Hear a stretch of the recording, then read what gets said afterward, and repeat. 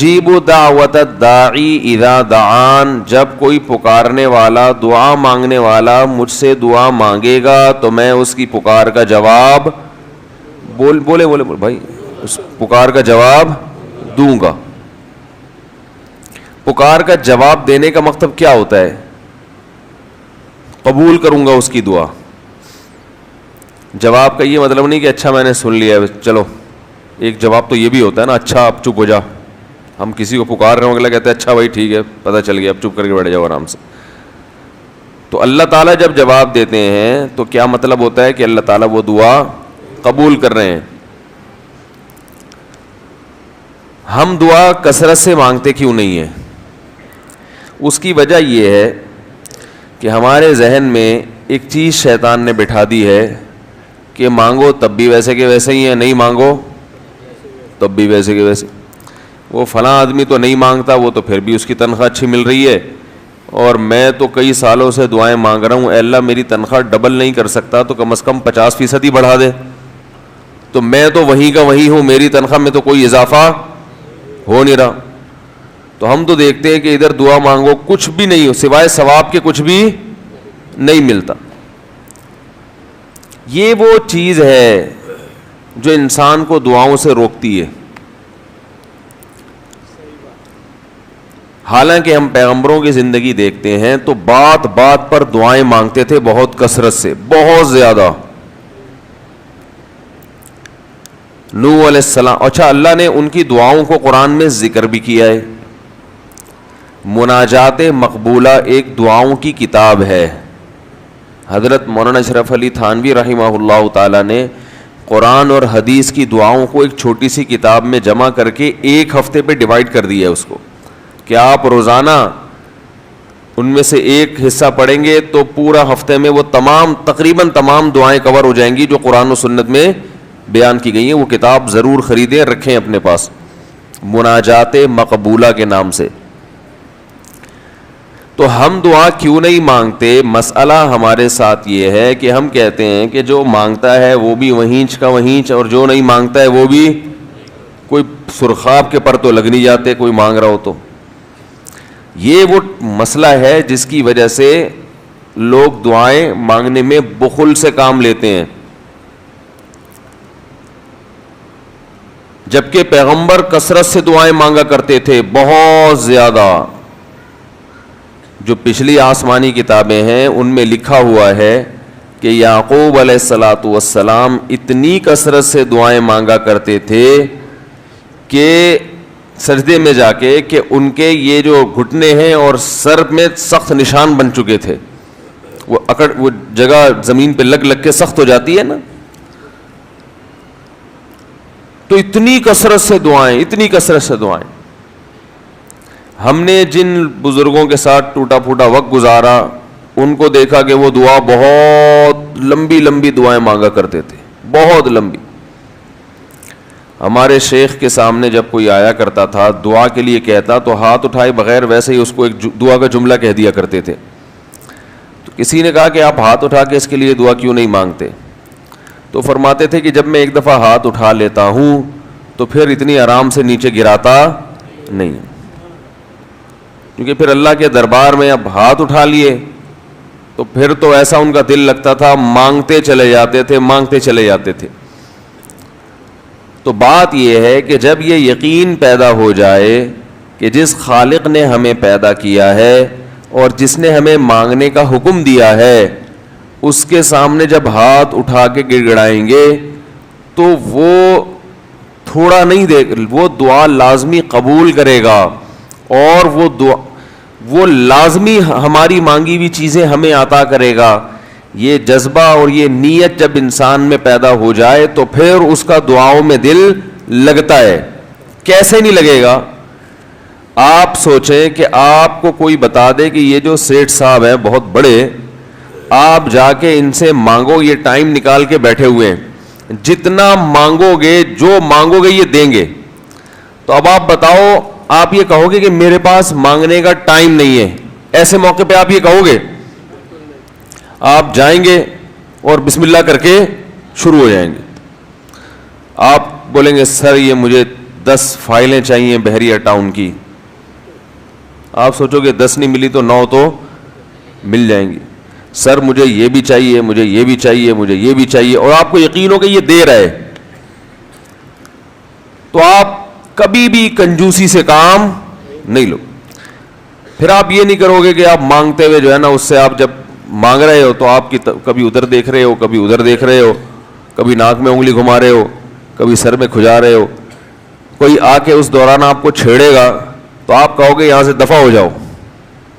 میں کام کر رہا ہوں, ایک بندہ سخاوت جوش میں آیا ہوا ہے ابھی, اور فائلیں بحریہ ٹاؤن کی فری میں بانٹ رہا ہے. اس نے کہا بھائی جتنی مانگو گے دے دوں گا, اور جو مانگو گے دے دوں گا, تو ابھی تو میرے پاس ٹائم کم ہے, مقابلہ بہت سخت ہے.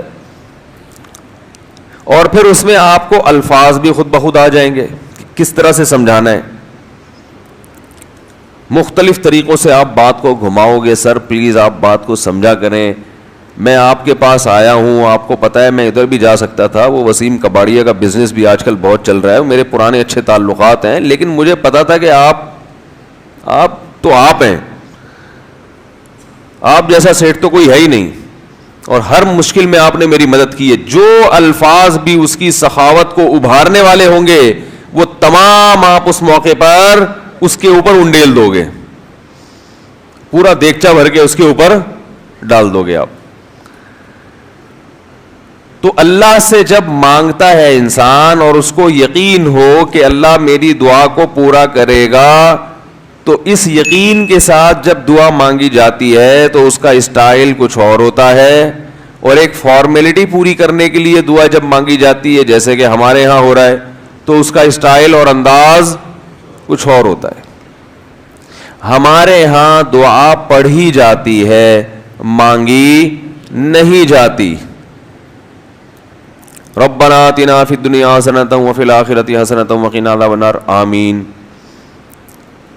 اور کہ ربنا ظلمنا انفسنا وان لم تغفر لنا وترحمنا لنکونن من الخاسرین آمین.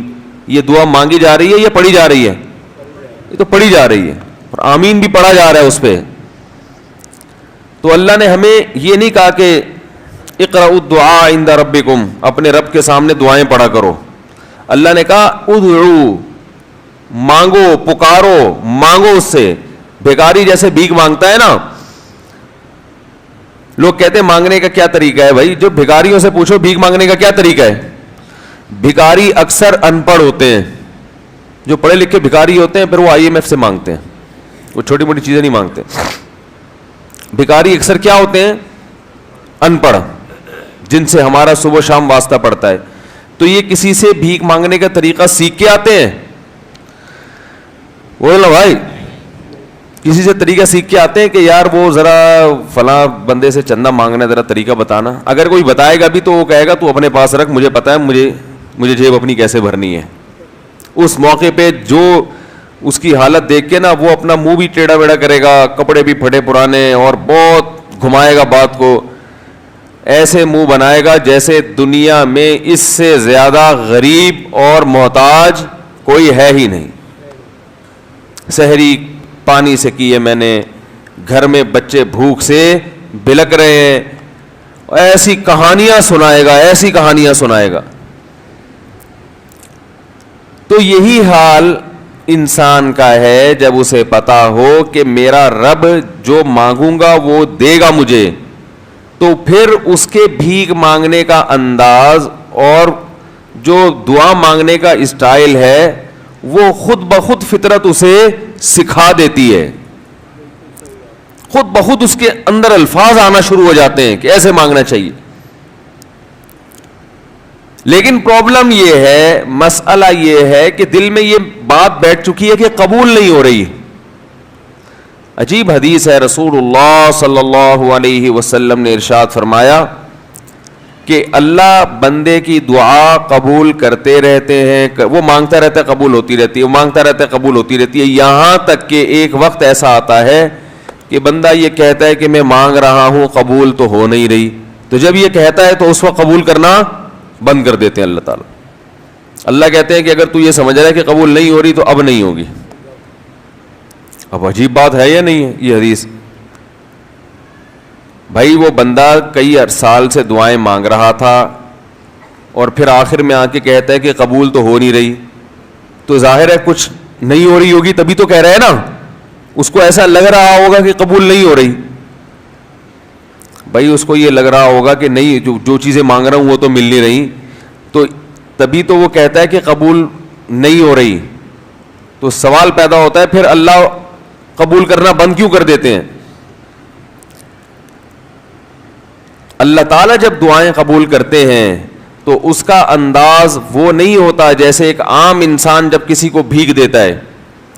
ایک عام فقیر جب آپ کے پاس آئے گا, آپ سے بھیک مانگے گا, 100 روپے دے دو, 20 روپے دے دو, آپ اٹھا کے 100 نہیں تو 10-20 تو پکڑا دیتے ہیں اس کو, تو وہ یہ سمجھتا ہے کہ میری دعا کیا ہو گئی؟ قبول. لیکن اللہ تعالیٰ اس طرح دعا نہیں قبول کرتے. اگر اللہ اس طرح سے دعائیں قبول کرنا شروع کر دیں تو پھر یہ معاملہ غیب کا نہیں رہے گا. ادھر آپ نے دعا مانگی, اے اللہ میرے کاروبار کو بڑھا دے, لیلۃ القدر میں رو کے دعا مانگی, اور صبح صادق کے وقت آپ کا فون آیا کہ آپ کا کنٹینر کسٹم والوں کے شر سے محفوظ ہو گیا ہے, سمجھ میں پاس ہو گیا وہ, اور آپ کی چیز ڈبل قیمت پہ بک گئی ہے. پھر آپ نے دعا مانگی, اے اللہ تیری رحمت اس وقت جوش میں آئی ہوئی ہے, تو ایسا کر میرا بچہ بھی پاس ہو جائے, اس کے نمبر اچھے آ جائیں. ادھر فون آیا کہ آپ کا بچہ پہلی پوزیشن سے کامیاب ہو گیا. پھر آپ نے کہا آج اللہ کی رحمت بہت جوش میں آئی ہوئی ہے, اے اللہ میری بیوی بھی ٹھیک ہو جائے. تو بیگم صاحبہ کا فوراً فون آ گیا کہ میں ٹھیک ہو گئی ہوں, ہے بھائی میں ٹھیک ہو گئی. اے اللہ ساس صاحبہ بہت دنوں سے آگے بیٹھی ہوئی ہیں, جانے کا نام نہیں لے رہی, فون آ گیا کہ میں چلی گئی ہوں. اس طرح سے اگر دعائیں قبول ہونا شروع ہو جائیں تو میرے بھائی پھر یہ سارے کافر, یہ سارے لبرل لوگ جو اللہ کو مانتے ہی نہیں ہیں, یہ دنیا کا ہر کام چھوڑ کے مصلی بچھا لیں گے اور دعاؤں کو فوکس کرنا شروع کر دیں گے. دعا قبول ہوتی ہے مگر اس شخص کی جو اللہ پر غیب پر ایمان رکھتا ہے, جسے دعا قبول ہوتی ہوئی نظر نہیں آتی مگر وہ یقین کرتا ہے کہ دعا قبول ہو رہی ہے. صرف اس شخص کی دعا قبول ہوتی ہے, اس کے علاوہ کسی کی قبول نہیں ہوتی. بہت مشکل ہے بھائی سمجھانا. دعا سب کی قبول ہوتی ہے کا مطلب پتہ ہے؟ سب کی مطلب ان سب کی کہ جو یہ یقین رکھتے ہیں کہ قبول ہوتی بھی نظر نہیں آ رہی پھر بھی قبول ہو رہی ہے, ان لوگوں کی قبول ہوتی ہے دعا. حدیث سے پتہ چلتا ہے, اور اصل میں دعا مانگتے ہی یہی لوگ ہیں. اب آپ کہیں گے بھائی نظر تو آ نہیں رہی, جب میں جو چیز مانگ رہا ہوں وہ مل نہیں رہی, تو کیا ایسے قبول کا کرنا کیا ہے بھائی؟ یہ تو صرف مشورے مل رہے ہیں ہمیں کہ پھر بھی مانگتے رہو. تو ہم نے, وہ ایک فقیر تھا نا, ایک سیٹھ صاحب کے پاس آیا, کہنے لگا کہ بھائی ذرا کچھ پیسے مل جائیں گے, گھر میں ضرورت ہے. تو اس نے کہا اتنے ہٹے کٹے ہو کے بھیک مانگتے ہو, شرم نہیں آتی؟ تو اس نے کہا فی الحال میں نے آپ سے بھیک مانگی ہے, مشورہ نہیں مانگا. جب مشورہ مانگوں تو اس وقت مشورہ دے دینا کہ بھیک مانگنا میرے لیے مناسب ہے یا نہیں ہے بھائی. ابھی میں آپ سے پیسے مانگ رہا ہوں, مشورے کے لیے پھر کوئی اور ٹائم انشاءاللہ رکھ لیں گے, اس میں آپ سے مشورہ لوں گا کہ میرے جیسے آدمی کو بھیک مانگنا مناسب ہے یا نہیں.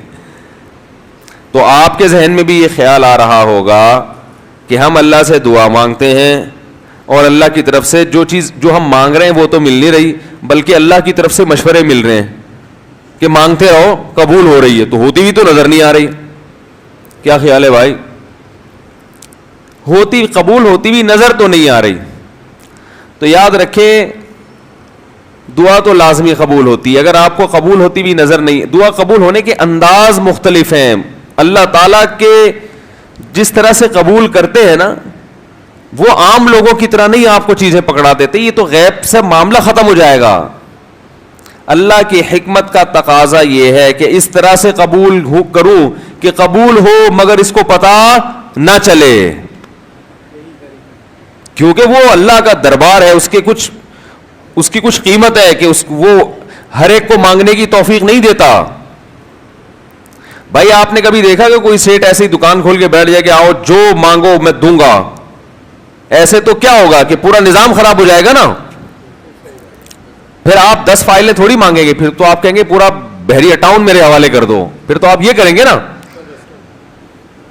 یہ تو میں نے ایک مثال دی تھی, عملاً ایسا نہیں ہوتا. عملاً وہی آ کے بیٹھے گا اور وہی آپ کو پیشکش کرے گا کہ اس کے کچھ اصول اور ضابطے ہوں گے, ان کوائف پہ آپ پورے اترتے ہوگے تو آپ کو وہ گھسنے دے گا.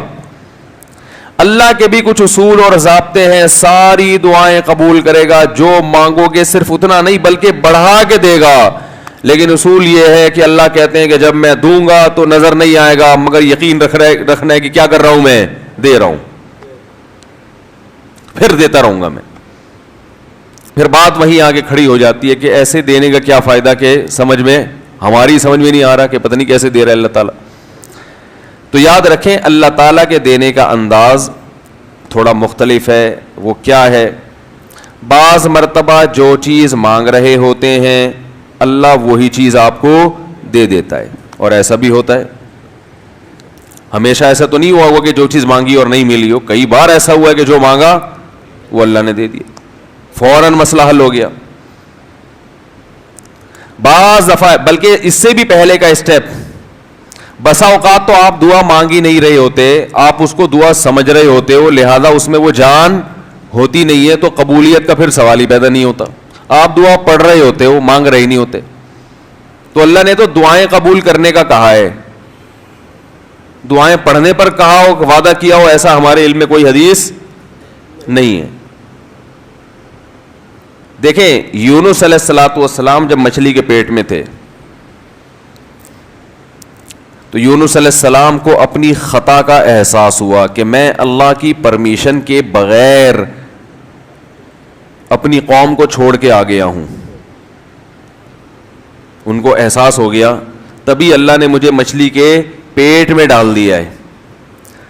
تو اب آپ نے مچھلی کے پیٹ میں جا کے یہ دعا مانگی, لا الہ الا انت سبحانک انی کنت من الظالمین. اے اللہ تیرے سوا کوئی عبادت کے لائق نہیں ہے, سبحانک تو ہر عیب سے پاک ہے, تو نے جو مجھے مچھلی کے پیٹ میں ڈال دیا تو یہ تیری غلطی نہیں ہے, تو ہر عیب سے پاک ہے. انی کنت من الظالمین, میں ہوں ظلم کرنے والا اپنی جان پہ, مجھ سے غلطی ہوئی ہے. اللہ تعالیٰ کو آپ کا یہ مانگنا اتنا پسند آیا کہ مچھلی کو حکم دیا کہ ان کو ساحل پر اگل دو.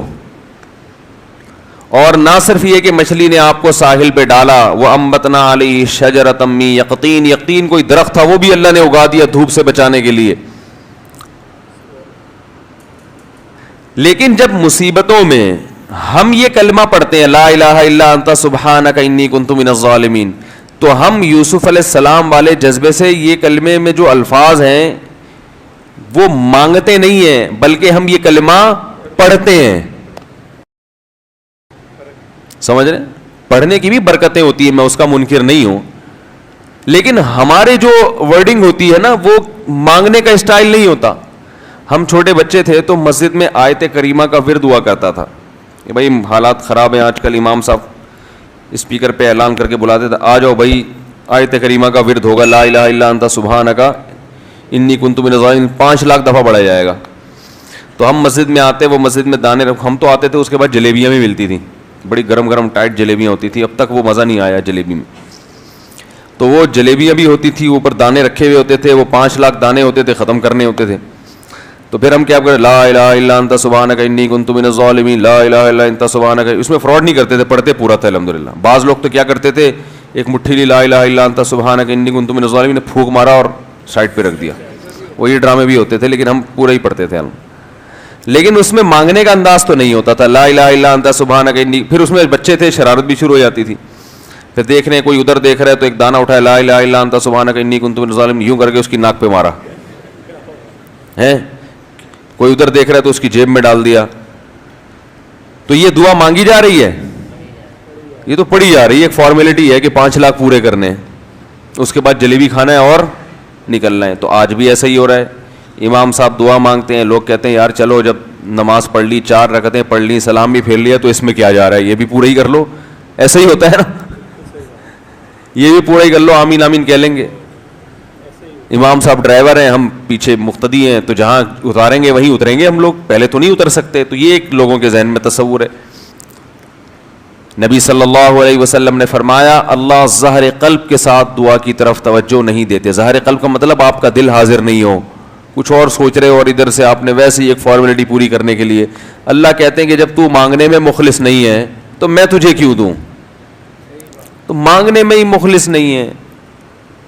تو بعض دفعہ بلکہ اکثر ایسا ہوتا ہے کہ ہماری دعا میں جان ہی نہیں ہوتی. آدم علیہ السلام کو جب جنت سے نکالا گیا تو پریشان تھے, بے چین تھے, مضطرب سے, میں کیا کروں کہ اللہ مجھ سے خوش ہو جائے. اس بے چینی میں الفاظ نہیں آ رہے سمجھ میں. فَتَلَقَّى آدَمُ مِن رَبِّهِ كَلِمَاتٍ, اللہ فرماتے ہیں اللہ نے آدم کے دل میں کلمات ڈال دیے ان کی بے چینی کو دیکھ کر کے اس طرح سے مجھے مانگو. جب انسان اخلاص کے ساتھ دعا مانگتا ہے تو الفاظ کا القاء کہاں سے ہوتا ہے؟ اللہ کی طرف سے وہ القاء ہونا شروع ہوتا ہے. اللہ کہتے ہیں اس طرح سے مانگ. حضرت حکیم اختر صاحب رحمہ اللہ تعالیٰ نے ایک واقعہ بیان کیا. فرمایا کہ ایک شخص نے حرم میں, انہوں نے دیکھا یا کسی اور بزرگ نے دیکھا کہ حرم میں ایک شخص اللہ سے دعا مانگ رہا ہے گناہوں کی معافی کے لیے, اور اللہ سے کہہ رہا ہے کہ اے اللہ اگر تو میرے گناہ معاف کر دے گا تو بھی خوش ہوگا, اور تیرے حبیب محمد صلی اللہ علیہ وسلم بھی خوش ہوں گے کہ ایک آدمی کی بخشش ہو رہی ہے, اور تیرا یہ بندہ بھی خوش ہو جائے گا. اور اگر معاف نہیں کرے گا تو بھی خوش نہیں ہوگا, کیونکہ اللہ کو جہنم میں ڈال کے وہ خوشی تو ہوتی نہیں ہے بندوں کو. اور تیرے حبیب محمد صلی اللہ علیہ وسلم کو پتہ چلے گا وہ بھی خوش نہیں ہوں گے, اور میں بھی خوش نہیں ہوں گا. شیطان خوش ہوگا جو تیرا دشمن ہے. اب خود سوچ لے تو اپنے دشمنوں کو خوش کرنا چاہتا ہے یا اتنے سارے ہیں بھائی, اتنے سارے دوست ہیں تیرے, ان کو ناراض کر کے تو خوش کس کو کر رہا ہے؟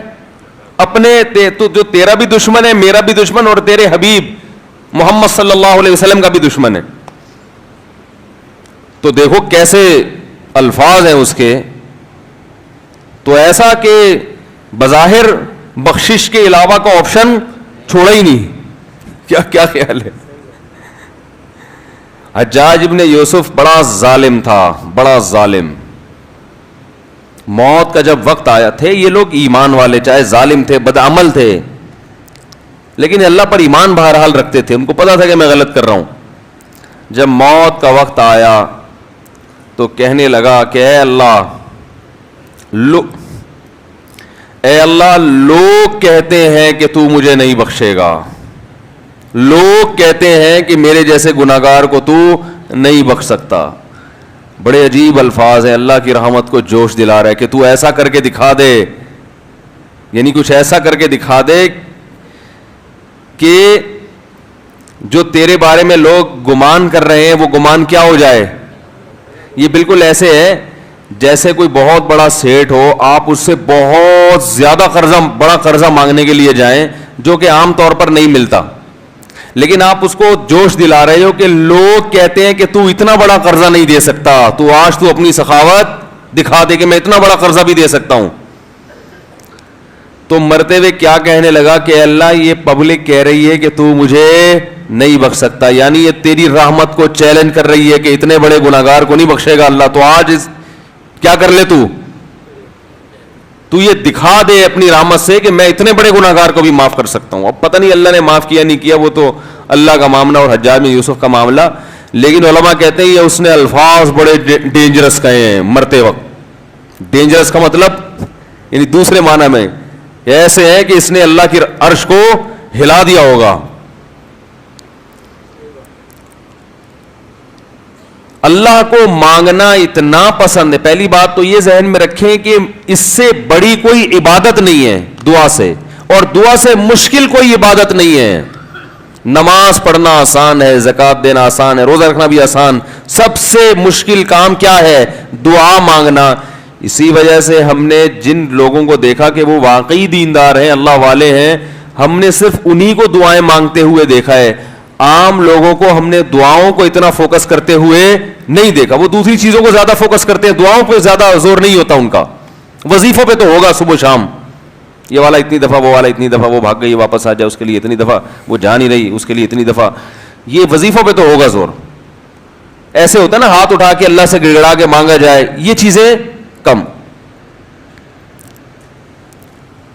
میں جب حج پہ گیا تو اپنے شیخ مرشد کے ساتھ تھا.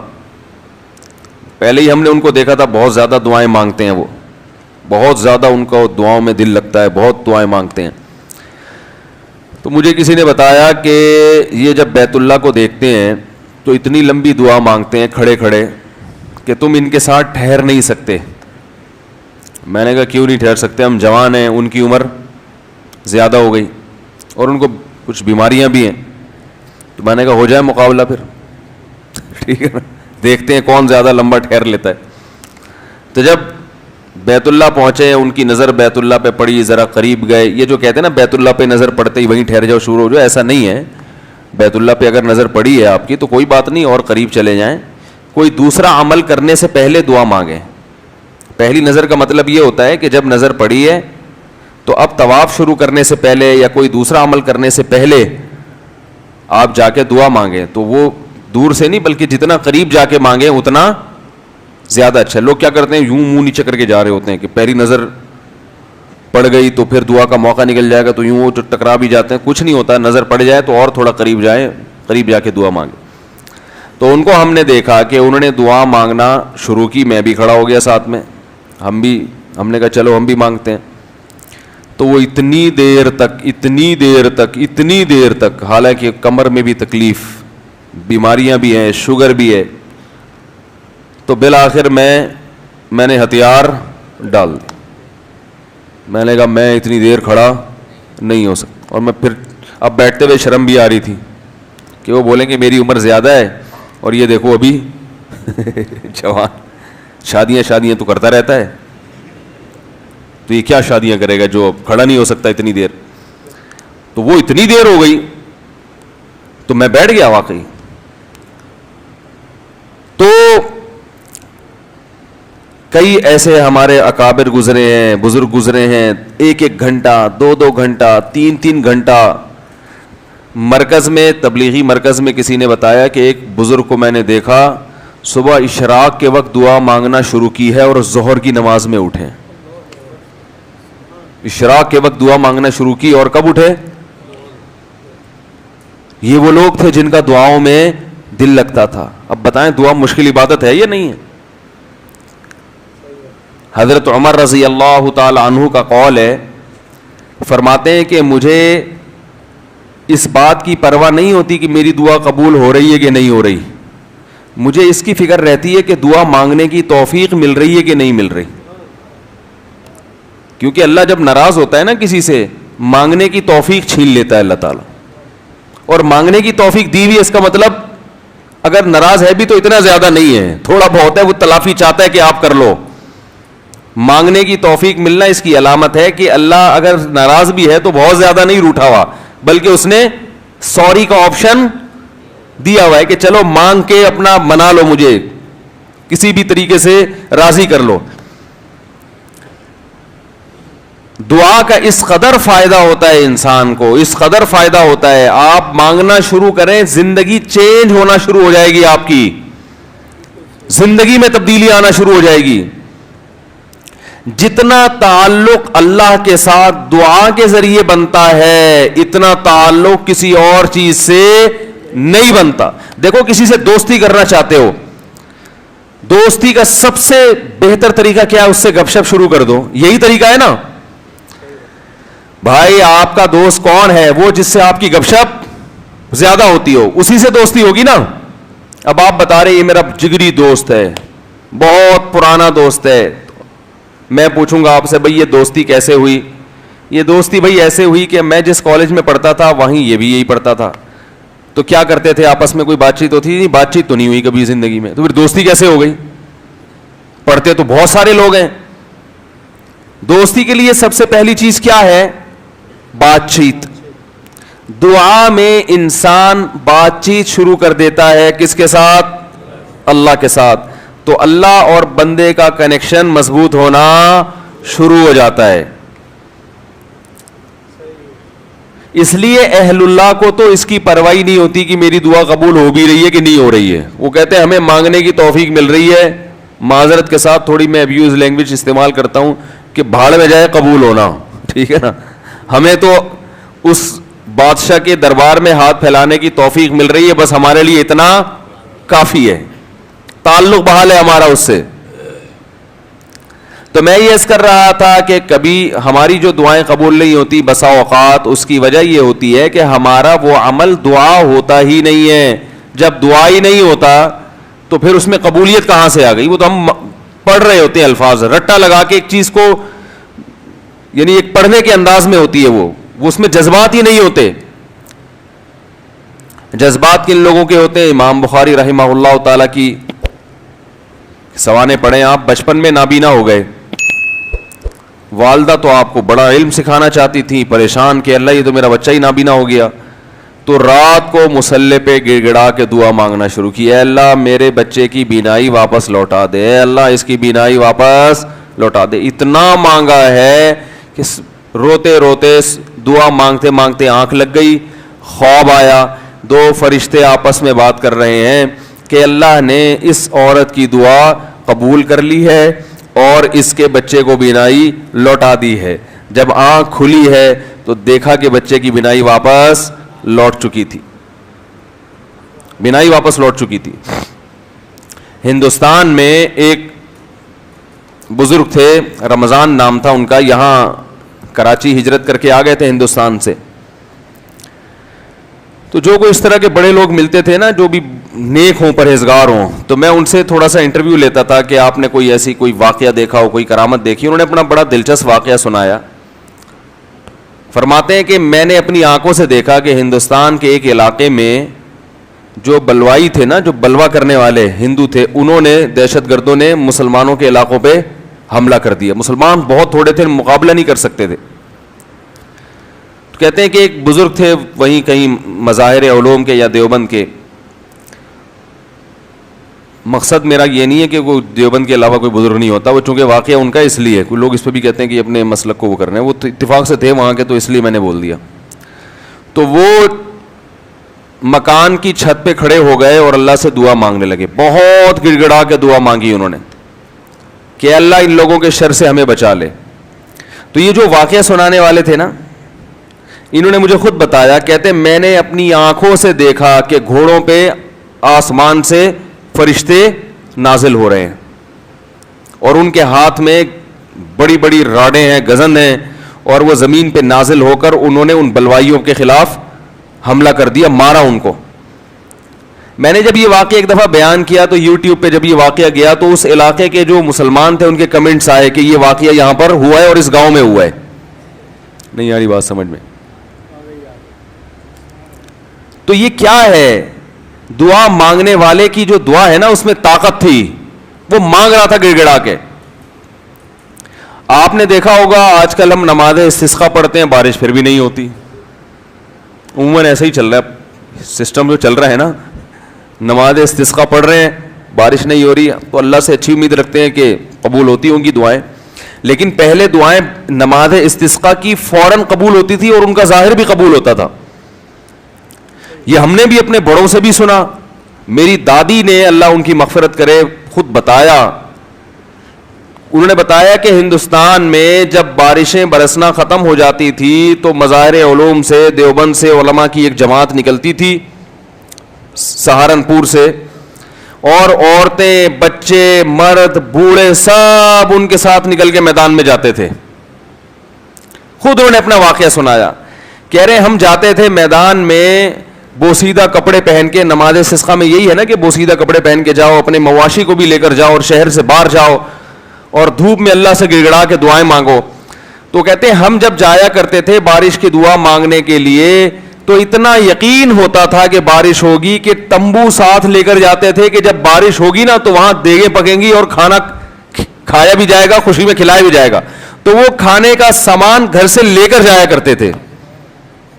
اور انہوں نے بتایا کہ ہم نے خود دیکھا ہے کہ نماز استسقا کے لیے دعائیں ہو رہی ہیں اور آسمان پہ بادل آئے اور بارش برسنا شروع, اور ہم سب کیا کر رہے ہیں؟ تمبو لگا کے کھانا کھا رہے ہیں خوشی میں. یہ میں نے خود سنا. نمازی تھی ماشاءاللہ, پرہیزگار تھی, مولانا عبد الرحیم رائے پوری رحمۃ اللہ علیہ سے بیعت بھی تھی وہ. یہ اس لیے فضائل سنا رہا ہوں کہ بھائی امید ہے کہ انشاءاللہ جھوٹ نہیں بولا ہوگا انہوں نے. وہ جھوٹ کیوں بولیں گی بھائی, ان کو کوئی پیسے مل رہے تھے. یہاں ہمارے پڑوس میں یہی اسی مسجد میں سامنے ایک ڈاکٹر صاحب رہا کرتے تھے, آپ کو معلوم ہوگا, یہاں ایک ڈاکٹر صاحب رہتے تھے نا سامنے والے گھر میں. ان کے والد صاحب بھی بوڑھے آدمی تھے, اللہ تعالیٰ اگر زندہ ہیں تو اور عمر میں برکت دے, انتقال ہو گیا تو اللہ ان کی مغفرت کرے. میرے سے بڑی گپ شپ تھی ان کی. مجھے بس یہ کہتے تھے آپ اتنے پتلے کیوں ہیں. اب تو میں تھوڑا موٹا ہو گیا, تو بہت ہی پتلا تھا. کہہ رہے ہیں آپ مولوی ہو کے اتنے باریک سے کیوں ہیں. وہ ایسی گپ شپ میں مذاق کرتے تھے. تھے جڑے ہوتے ہیں نا کچھ زندہ دل قسم کے, لاہور کے تھے, پنجاب کے اصل. تو انہوں نے بھی, ان سے بھی گپ شپ ہوتی تھی. انہوں نے بھی ایسے, میں نے ان کو بتایا کہ ہماری دادی سے ہم نے سنا کہ وہاں ہندوستان میں جب جایا کرتے تھے نماز استسقاء کے لیے تو بارش ہو جاتی تھی. آپ نے کبھی ایسا دیکھا؟ انہوں نے کہا ہم نے خود اپنی آنکھوں سے دیکھا. انہوں نے اپنے 2 واقعات سنائے. ایک انڈیا کا, وہ انڈیا کے پنجاب سے ان کا تعلق تھا. کہنے لگے کہ ایک مرتبہ بارش رک گئی تو ہم بارش کے لیے یعنی دعا مانگنے کے لیے نماز استسقاء کے لیے گھر سے نکلے. سنت یہ ہے کہ نماز استسقاء میں آپ ایک تو آبادی سے دور جائیں, نمبر 2 تھوڑے بوسیدہ کپڑے پہن کے جائیں, سب جائیں, بچے بھی جائیں, عورتیں بھی جائیں, مرد بھی جائیں, بوڑھے بھی جائیں, سب لوگ جائیں, اور بہت لمبی دعا مانگی جائے, بہت اطمینان کے ساتھ دعا مانگی جائے. تو وہ کہتے ہیں کہ ہم جب نکل کے جا رہے تھے تو ہندو یہ کہہ رہے تھے یہ موسلے بارش برسانے جا رہے ہیں. ہندوؤں کو اتنا یقین تھا, موسلے کہتے ہیں نا, موسٹلی ہندو زیادہ تر موسلے ہی کہتے ہیں مسلمانوں. تو کہہ رہے تھے کہ یہ کیا کرنے جا رہے ہیں, موسلے بارش برسوانے جا رہے ہیں. کہتے ہیں کہ جب گئے ہیں دعا مانگی ہے, انتہائی شدید گرمی. آج نماز استسقاء بھی ایئر کنڈیشن ہال میں ہوتی ہے, اور توبہ ووبہ کا تو کوئی تصور ہوتا ہی نہیں ہے, کوئی گناہوں سے توبہ بھی کرے. وہ تو یہی ہوتا ہے, اللہ میں پھر فلم دیکھوں گا, جیسی بارش ہوگی تو میں کیا دیکھوں گا جا کے. تو گناہ سے تو قرآن کیا کہتا ہے, یا قوم استغفروا ربکم, گناہوں سے معافی مانگو, یرسل السماء علیکم مدرارا, آسمان سے موسلا دھار بارشیں برسائے گا. تو نماز استسقاء کا جو کانسیپٹ تھا وہ یہ تھا کہ آپ اللہ سے اپنے تمام گناہوں کی معافی مانگیں. تو گناہوں کی معافی کا تو ہمارے ذہن میں ہی نہیں ہوتا, اور وہ امام پہ ڈال دیتے ہیں جو بیچارہ دعا مانگ رہے ہیں کہ اس کی وجہ سے قبول نہیں ہوئی. وہ تو اخلاص سے مانگ رہا ہوتا ہے. مسجد کا امام جو ہے وہ پبلک میں ایسے ایسے ماشاءاللہ بدماشوں کی کثرت ہوتی ہے. کوئی بہن کی وراثت کھا کے بیٹھا ہے, کوئی یتیم کا مال دبا کے بیٹھا ہوا ہے. چلو اب دبا لیا, مال کھا لیا, اب توبہ تو کرنا کہ اللہ میں واپس دے دوں گا. وہ نہیں ہوتا, اللہ میں قحط سے مر جاؤں, بارش نہ ہو کوئی مسئلہ نہیں ہے, میں مر جاؤں گا قحط سے, مگر میں بہن کا پلاٹ واپس بولو بھائی نہیں کروں گا. تو پھر کہاں بارش ہوگی میرے بھائی. اللہ کہہ رہے ہیں تم بدماشی چھوڑنے کے لیے تیار نہیں ہے. تو وہ انہوں نے اپنا واقعہ سنایا کہ ہم گئے, ہم نے دعا مانگی, اور وہ جو ہمارے امام صاحب تھے انڈیا میں, کوئی جالندھر یا کوئی لدھیانہ کا واقعہ ہے, کہہ رہے ہیں وہ سردے میں گئے ہیں اور اوپر سے اتنی شدید گرمی تھی کہ وہ ہماری کمر جو ہے نا دھوپ کی وجہ سے ایسا لگ رہا تھا جل جائے گی. مگر امام صاحب جو سردے میں جا کے روئے اور پبلک کو رلایا انہوں نے کہ اللہ جب تک بارش برسے گی نہیں یہاں سے ہم ہلیں گے نہیں. یہ اب دیکھیں جس کو اطمینان ہوگا وہ اتنی دیر تو سردے میں پڑا رہے گا, ورنہ وہ کہے گا یار کچھ ہونے والا تو ہے نہیں, خام خامے کمر جلا کے آ جاؤ.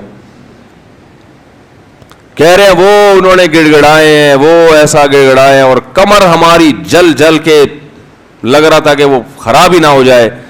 اور پھر انہوں نے مجھے اب خود سنایا واقعہ, کہتے ہیں ہم نے دیکھا کچھ دیر ہوئی ہے, اس کے بعد گہرے بادل آئے ہیں اور وہیں بارش برسنا شروع ہو گئی ہے. اور کہہ رہے ہیں جب تیز بارشیں ہوئی ہیں تو ہم جب واپس آ رہے تو ہندو ہنس رہے اور کہہ رہے تھے یہ موسلے بارش برسوا کے آ رہے ہیں. ہندوؤں کو بھی یقین ہوتا تھا یہ موسلے بڑے تیز ہیں. آج کا جو موسلا ہے میرے بھائی ہم جیسے نالائقوں پر مشتمل ہے. تو پھر ہم اپنی ذمہ داری پوری نہیں کر رہے. اللہ کہتے تمہیں یقین نہیں ہے, تو پتہ نہیں کیا کر رہا ہے, یہاں بیٹھ کے ادھر توجہ. میں تو دیکھا ہے دعا مانگتے مانگتے نا جیب میں چیک کر رہے ہوتے ہیں کتنے پیسے پڑے ہوئے ہیں, چاہے 5,000 کا تو ہے نا, وہ خراب تو نہیں ہوا. ہاں بھائی آمین, پھر وہ آمین, پھر وہ تھوڑی دیر میں یہاں کھو جائے گا, پھر ادھر کھو جائے گا. 10 کام ہو رہے ہیں, دل نہیں لگ رہا, ایک فارمیلٹی پوری ہو رہی ہے, تو یہ کیسے حساب چلے گا میرے بھائی. تو دعا قبول ہوتی ہے, بعض دفعہ ایسے ہوتی ہے جیسے میں نے آپ کو بتایا, اس طرح سے بھی ہوتی ہے کہ ادھر مانگی اور ادھر اللہ نے بارشیں برسانا شروع کر دی. اور بعض دفعہ دعا ایسے قبول ہوتی ہے, اچھا کچھ کر کے دعا مانگو تو زیادہ قبول ہوتی ہے. کچھ اللہ کے لیے کیا ہو نا, جیسے حدیث میں آتا ہے 3 آدمی غار میں بند ہو گئے, بڑا زبردست واقعہ ہے وہ حدیث میں. غار میں گئے تھے, اوپر سے پتھر لڑکا اور غار کا منہ بند, اب نکلنے کا راستہ ہی نہیں, اور ان کو کوئی آواز بھی نہیں باہر جا سکتی, فون وون تو ہوتا نہیں تھا پہلے. تو اب ان کو یقین ہو گیا کہ اب ہمارا انجام سوائے موت کے کچھ نہیں ہے, اس میں تڑپ تڑپ کے مرنا ہی اور کچھ نہیں ہوگا. تو تینوں نے کہا کہ بھائی دیکھو, اللہ کو اپنے کسی اچھے عمل کا واسطہ دے کے دعا مانگو. ہم میں سے کسی سے کوئی زندگی میں اچھی نیکی ہوئی ہو جو آپ سمجھتے ہو کہ بہت اچھی نیکی ہے, تو اس نیکی کا اللہ کو واسطہ دے کے دعا مانگی جائے. تو مشہور حدیث ہے, جلدی جلدی مکمل کرتا ہوں. ایک نے کہا اللہ میں بکریاں چراتا تھا, گھر آیا, اپنے بچوں کو دودھ پلانے سے پہلے میں نے کہا والدین کو پلاؤں گا, والدین سو گئے تھے, تو ساری رات سرہانے ان کے سرہانے کھڑا رہا تھا میں سر کے پاس, ان کو جگاؤں گا بھی نہیں کہ نیند خراب ہو, اور ایسا بھی نہیں ہوگا کہ پہلے بچوں کو پلا دوں, پہلے ماں باپ بعد میں اپنے بچے. پوری رات پیالہ لے کے سر کے کنارے کھڑا رہا, جب صبح اٹھے تو پھر ان کو پلایا, اٹھا بھی نہیں رہا. والدین کی خدمت کتنی بڑی نیکی ہے دیکھو. اللہم ان کنت فعلت ذلک ابتغاء وجہک فاصرف عنا ما نحن فیہ فاکشف عنا ما نحن فیہ. اے اللہ اگر میں نے یہ تیرے لیے کیا تھا اور تجھے یہ میری نیکی پسند آ گئی ہے, تو آج جس مصیبت میں مبتلا ہیں اللہ اس مصیبت سے ہمیں نجات دے دے. کیسی اللہ کی قدرت, وہ پتھر ہلا ہے اپنی جگہ سے. پتہ چلا میرے بھائی, ماں باپ کی خدمت بڑی بڑی چٹانوں کو اپنی جگہ سے ہلا دیتی ہے بغیر کسی وجہ کے. اتنا بڑا عمل ہے یہ. آج برداشت نہیں ہوتا ہے, نہ باپ کی ڈانٹ برداشت ہوتی ہے, نہ ماں کی ڈانٹ برداشت ہوتی ہے. دیکھو اللہ چاہتے پورا پتھر ہلا دیتے, لیکن اللہ نے کہا کہ سب کا عمل سامنے آ جائے نا, تو اللہ نے تھوڑا سا ہلایا پتھر کے, ابھی ہلکی سی ہوا آئے بس ہے بھائی, تاکہ باقی دو کی نیکیاں بھی سامنے. ویسے تو اللہ کو اتنا پسند آیا کہ اللہ چاہتے تو ہٹا دیتے نا پتھر. دوسرے نے دعا مانگی, اے اللہ میں اپنی چچازاد بہن پہ عاشق تھا, اس سے زنا کرنا چاہتا تھا, وہ موقع نہیں دیتی تھی, بہت سخت عشق والی محبت تھی. بالآخر قحط پڑا, سب کچھ ختم ہو گیا, تو وہ میرے پاس آئی روٹی کے لیے. تو میں نے اس سے کہا ایک شرط پہ تجھے راشن دوں گا کہ تو میری یہ حرام خواہش کو پورا کر. اور بالآخر مجھے اس پر قدرت ہوئی. جب میں زنا کے, وہ مجبور ہو گئی بیچاری, جب میں زنا کے بالکل قریب پہنچ گیا تو اس نے مجھے اللہ تیرے عذاب سے ڈرایا, اتق اللہ ولا تفض الخاتم الا بحقی, کہ تو یہ کام کر تو رہا ہے مگر تو اللہ سے ڈر. اے اللہ میں اس حالت میں کہ مجھے اس پر مکمل قدرت ہو چکی تھی اور میں عرصے سے تلاش میں تھا کہ یہ میری دسترس میں آئے, آج جب مجھے موقع ملا اور بالکل قریب پہنچ گیا زنا سے, تو اس نے مجھے کہا اللہ سے ڈر, تو اللہ میں تیرے خوف سے پیچھے ہٹ گیا. ان کنت فعلت ذلک ابتغاء وجہک, اے اللہ صرف تیرے لیے کیا تھا, اگر تو اس عمل کو قبول کرتا ہے تو آج جس مصیبت میں مبتلا ہیں اس مصیبت سے ہمیں نجات دے دے. حدیث میں آتا ہے پتھر مزید تھوڑا سا لڑک گیا, اور کیا ہے کہ دھوپ بھی آنا شروع, ہوا بھی, لیکن ابھی نکل نہیں سکتے تھے کیونکہ اللہ تیسرے کا عمل بھی سامنے لانا چاہتا تھا. تیسرے نے کہا اللہ میں فلاں شخص کے پاس مزدوری کیا کرتا تھا, مزدوری چھوڑ کے چلا گیا. ایک مزدور تھا میرے پاس, مزدوری لیے بغیر وہ چلا گیا, تو اس کی جمع پونجی سے میں نے کاروبار کیا, بہت کاروبار بڑھ گیا. بہت عرصے کے بعد وہ آیا تو اس نے کہا میری جو مزدوری تھی دے دو. تو میں نے کہا بھائی تیرے پیسے سے میں نے یہ بزنس کیا, یہ سینکڑوں اونٹ, گائے, بیل, بکریاں, یہ سب تیری ہیں. وہ بھی ایسا نیبو نچوڑ کم بخت ساری چیزیں اٹھا کے لے گیا. وہ اتنی معاملات میں آج کل کون صاف ہوتا ہے کہ بھائی تمہارے پیسوں سے کیا تو لے جاؤ. تو وہ بھی لے گیا تو میں نے بھی دے دیا. میں نے کہا اللہ میں حرام کا نوالا نہ جائے میرے پیٹ میں. تو اللہ اگر میں نے تیرے لیے کیا تھا تو جس مصیبت میں مبتلا ہوں اس مصیبت سے ہمیں نجات دے دے. حدیث میں آتا ہے پتھر مزید لڑکا ہے, فخرجوا یمشون, بڑے آرام سے باہر نکل گئے. تو دیکھو اس سے پتہ چلتا ہے اللہ کے لیے کچھ قربانی دی ہو تو پھر دعائیں ٹھا کر کے قبول ہوتی ہیں.